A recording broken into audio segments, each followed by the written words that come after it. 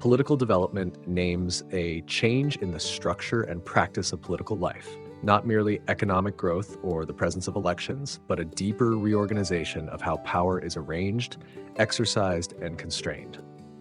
To make that idea operational, we can think in terms of three linked dimensions: institutional differentiation, state capacity, and the expansion of equality and political participation. Each of these matters for whether a polity can solve collective problems, adapt to shocks, and command legitimacy. First, differentiation and specialization. Early or undeveloped polities often concentrate multiple powers in a single person or ad hoc council. Political development substitutes that concentration with distinct, routinized institutions: a legislature that makes laws, an executive that administers and implements, a judiciary that interprets and enforces legal boundaries, and a professional bureaucracy that translates policy into practice. Differentiation does three things. It creates predictable channels for conflict and compromise.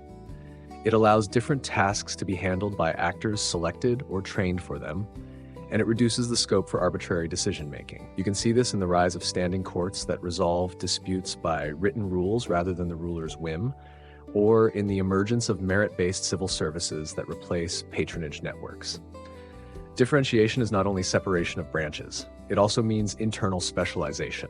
Tax departments, planning agencies, regulatory commissions, each with routines and records that make policy legible and repeatable.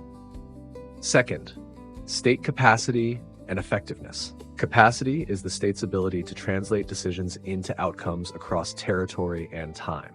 That means raising revenue reliably, enforcing laws impartially, maintaining public order, and delivering basic services, education, health, infrastructure, at scale.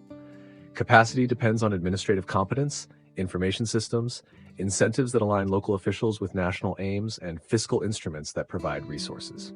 High-capacity states are able to implement long-term programs, respond to crises, and limit predatory behavior by powerful actors.